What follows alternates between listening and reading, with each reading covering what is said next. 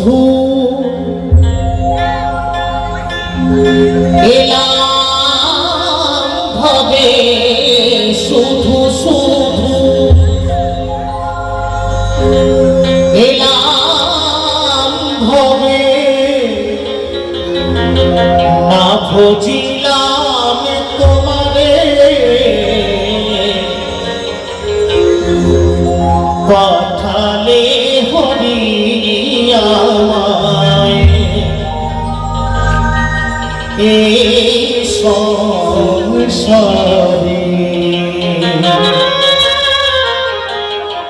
এই দেহটা শুধু ভোগ করার জন্য না, খেলাম আর বংশ বিস্তার করলাম আর চলে গেলাম, এটা না। ঈশ্বর পাঠিয়েছেন ভজনের জন্য, তার নাম গুণগান করার জন্য আমাকে এই ধরাধামে পাঠিয়েছেন। একটি পশুকে দিয়ে, একটি গাছ, একটি কীট পতঙ্গ দিয়ে তার নাম গুণগান করানো যায় না। সর্বশ্রেষ্ঠ জীব মানুষ, মানুষই পারে তাকে খুঁজে পেতে। তাই মানুষ সৃষ্টি করেছেন তার নাম গুণগান করার জন্য, আর তার নাম গুণগান ভুলে গিয়ে যেটা করার না সেটা নিয়ে আমরা ব্যস্ত থাকি, তাই না? শুধু শুধু এলাম ভবে, না বুঝিলাম তোমারে, পাঠালে হরি আমায় এই সংসারে,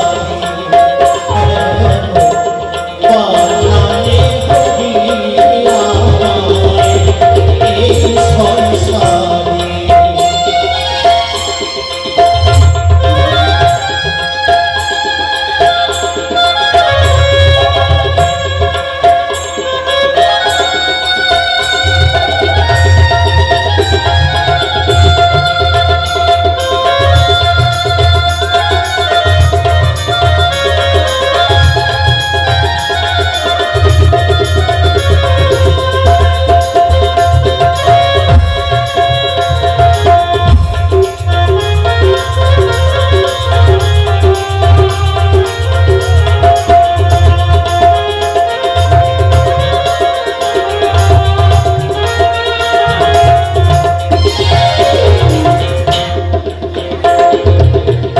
সংসার আমার সারছে হলো, কান্দে কান্দে জনম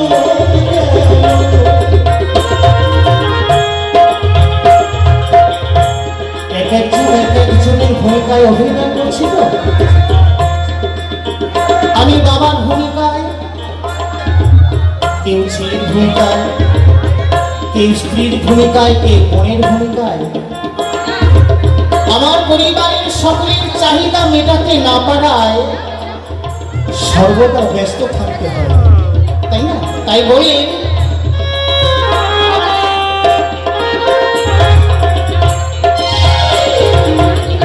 সংসার আমার সারছে হলো, কান্দে কান্দে জনম গেল,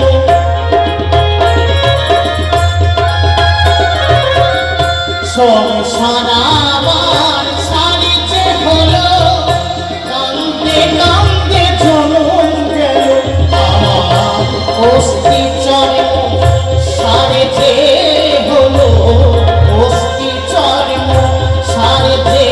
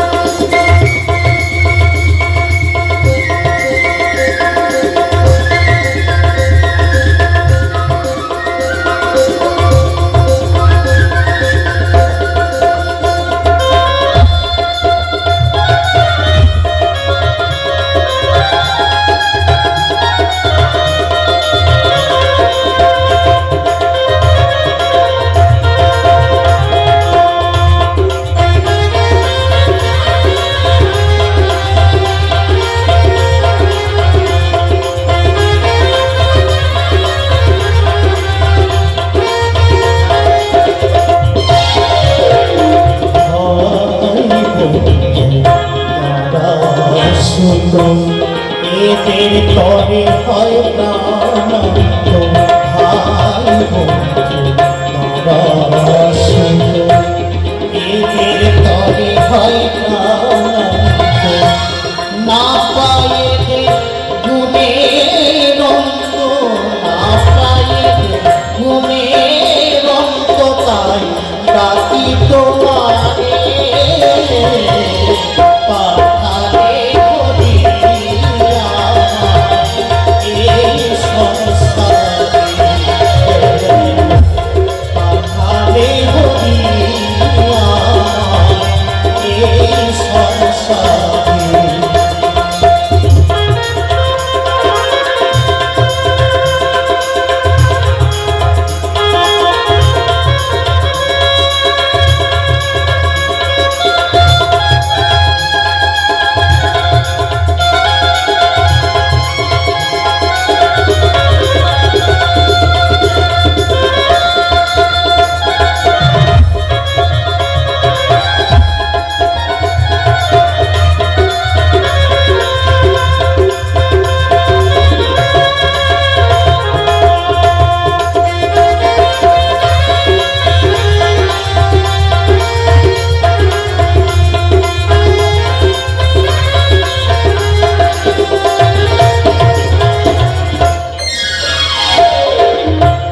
দিনে দিনে দিন ফুরায়,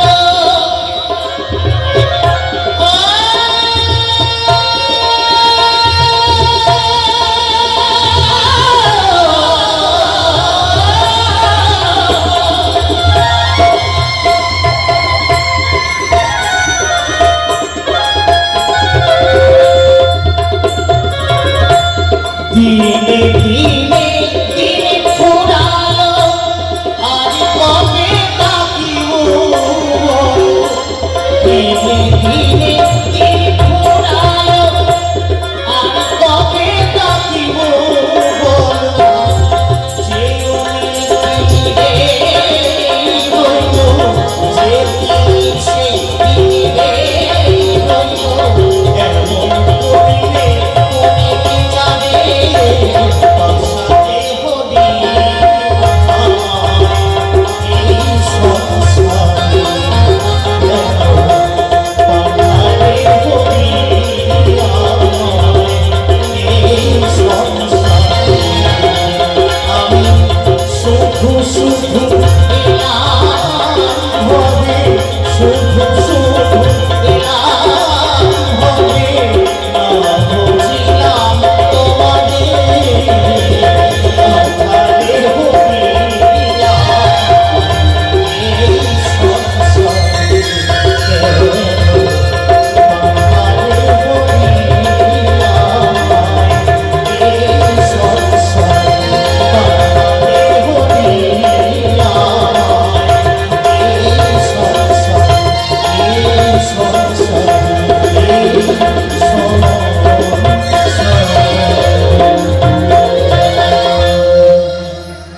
করে বোঝাই তোমাকে আমি আমার মনের বেদনা,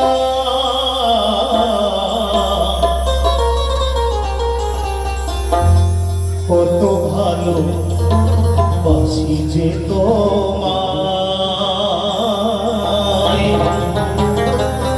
সে কথা তুমি বোঝো না, না গো, সে কথা তুমি বোঝো না।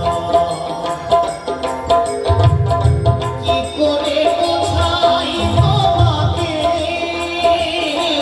আমি, কি করে বোঝাই তোমাকে আমি আমার মনের বেদনা, কত ভালো বাসি যে তোমায়, সে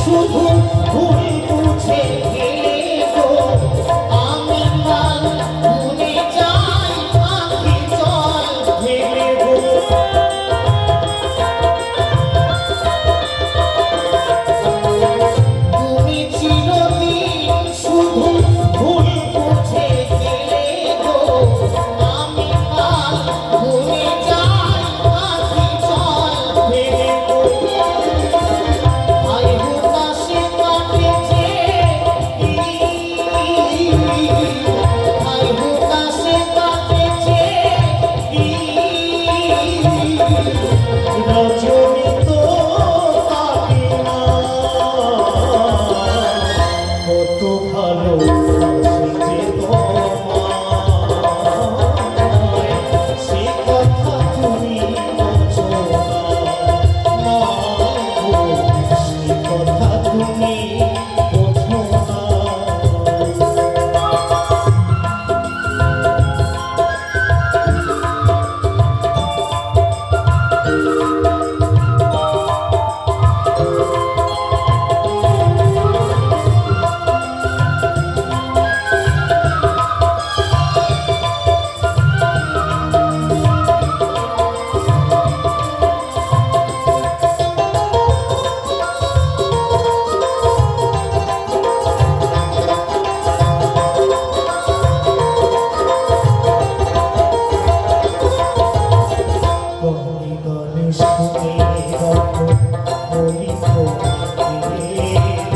চাঁদের পলক আছে যে গো, তবু আমাদের ভালোবাসাতে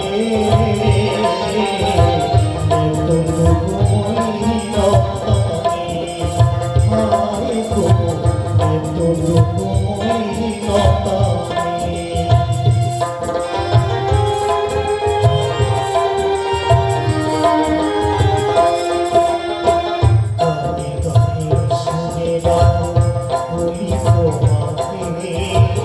চাঁদের কলঙ্ক আছে যে গো, তবু আমাদের ভালোবাসাতে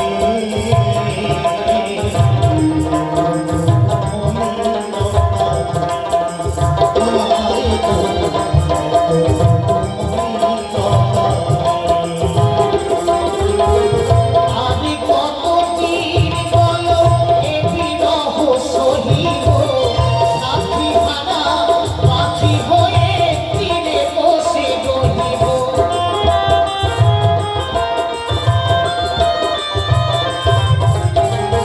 আমি কতদিন বলো এ বিরহ সহিব, সাথী হারা পাখি হয়ে তীরে বসে রহিব। কহিব মনের কথা, কহিব মনের কথা, শুনিব গো দুজনায়, কত ভালোবাসি যে তোমায়, সে কথা তুমি বোঝো না, সে কথা তুমি বোঝো না। কি করে বোঝাই তোমাকে আমি আমার মনের বেদনা,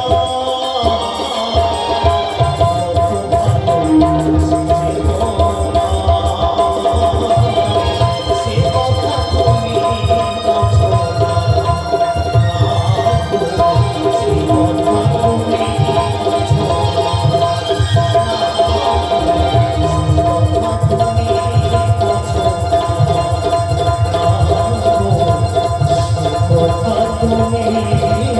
বোঝো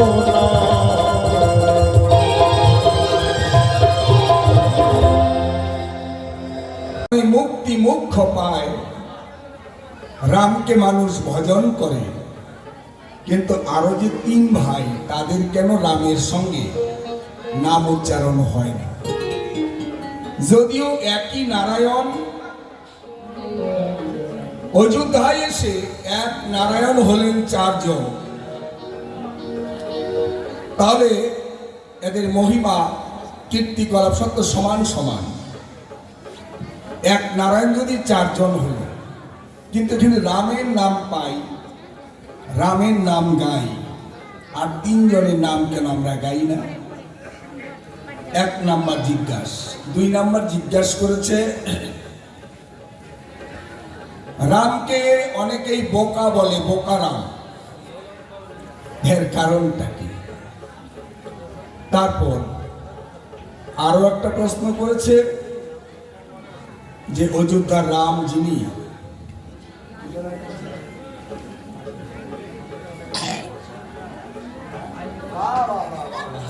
খুব সুন্দর জিজ্ঞাসা করেছে 14 বছর কেন বনবাস?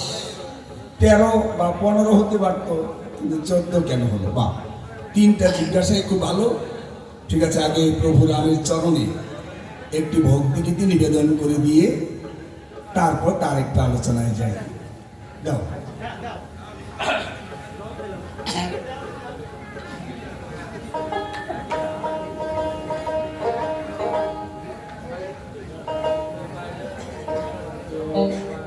জয় জয় শ্রীরাম সীতা প্রেমানন্দে সবাই হরিবল। রাম ভক্ত প্রেমানন্দে সবাই হরিবল হরিবল।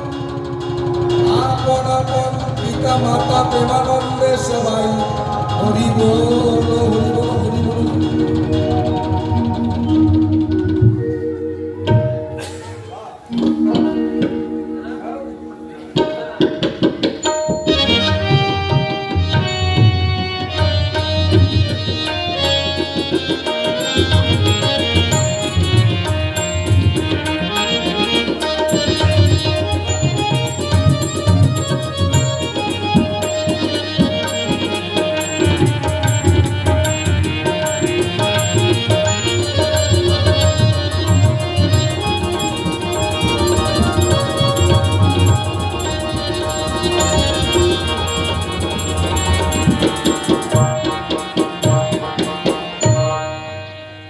তুমি জানো কি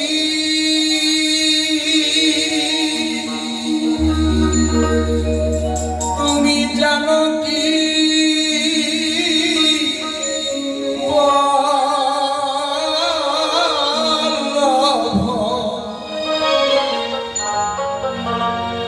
তুমি জানো কি বল্লভ নয়নাভিরা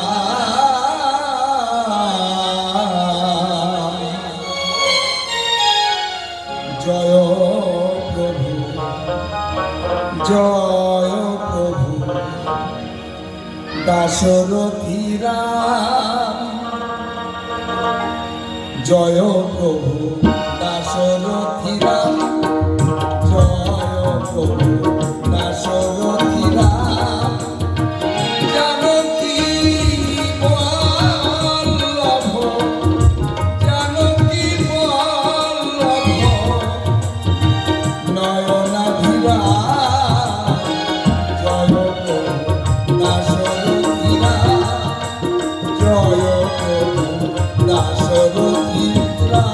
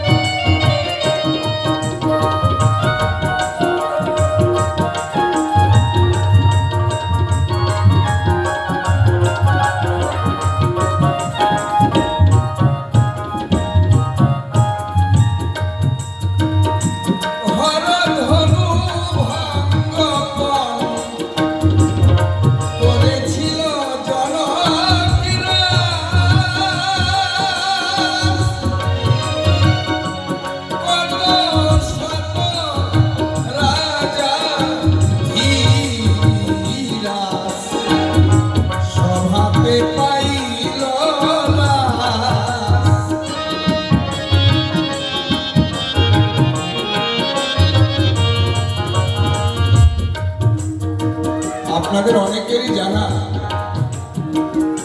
জনক রাজা হরধনু ভঙ্গ পণ করেছিল। কেন?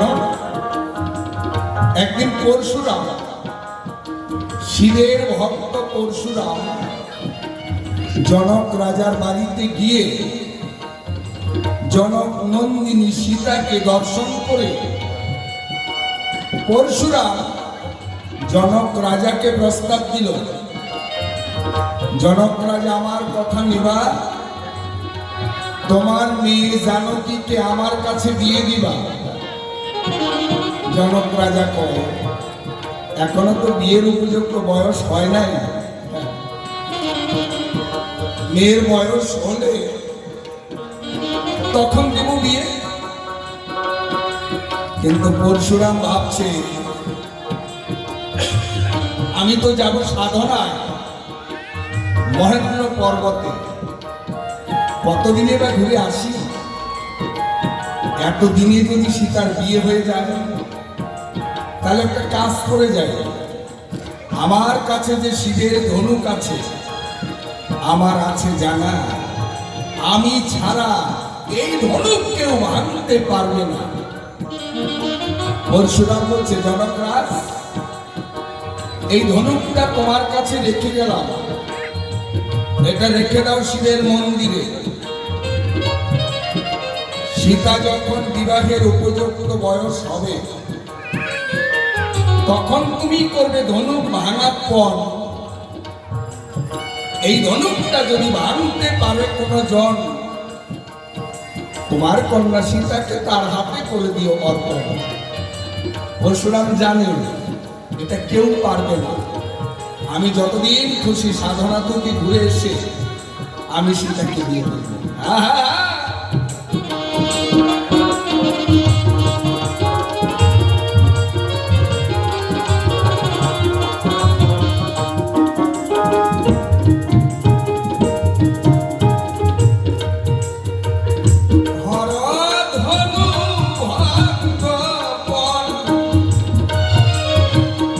করেছিল জনকরাজ কত শত রাজা ধীরাজ, সভাতে পাইল লাজ।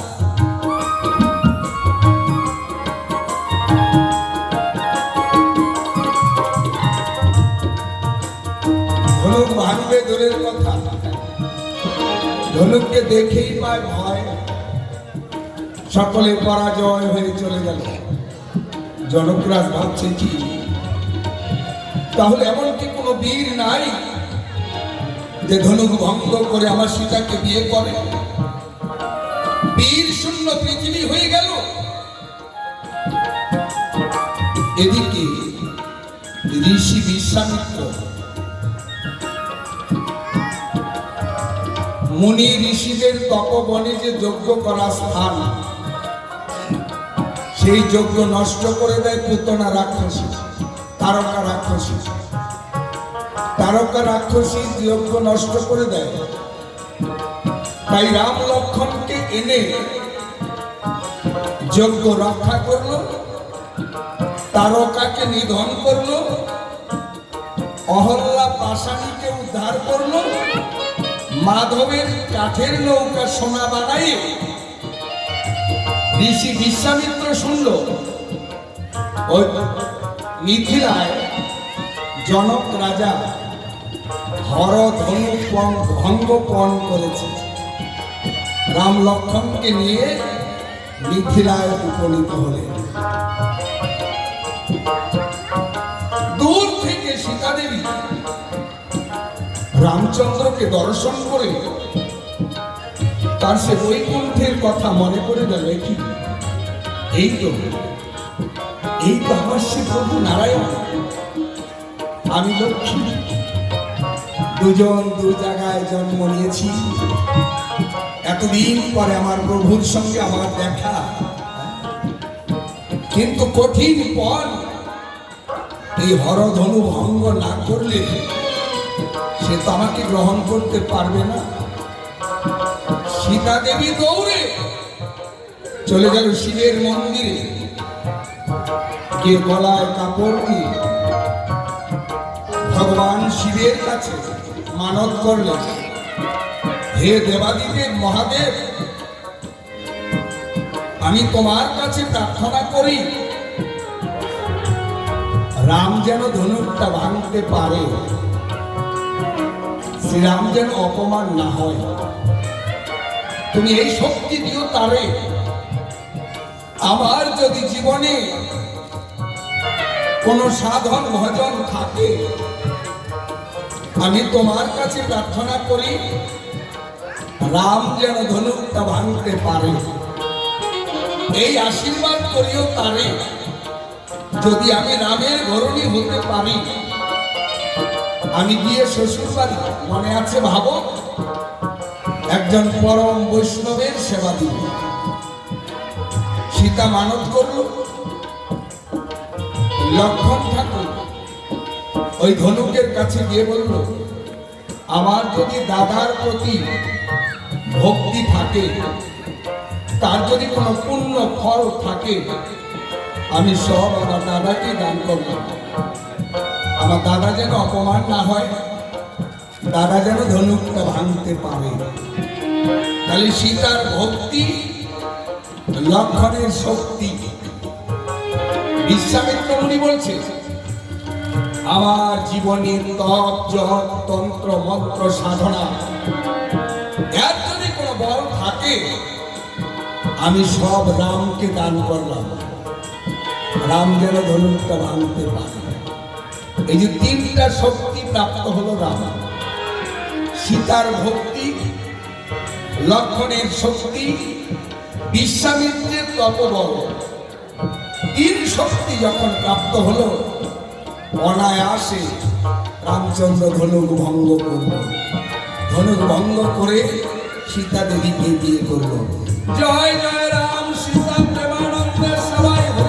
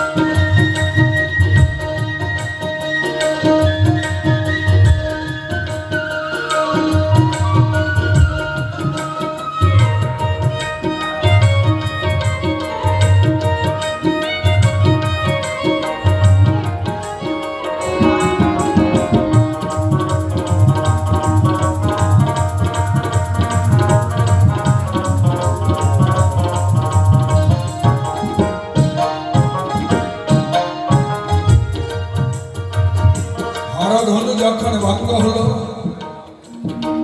ত্রিভুবনে যেন ভূমিকম্প হয়েছিল। ইঙ্গিতে খবর পেলেন পরশুরাম মহেন্দ্র পর্বতে। কি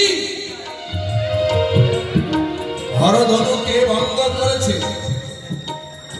মহেন্দ্র পর্বত থেকে ছুটে এসে পরশুরাম দেখতে পায় রামচন্দ্র সীতাকে বিয়ে করে অযোধ্যার দিকে ফিরে যায়। তাই সেখানে গিয়ে শুরু হলো বাক যুদ্ধ।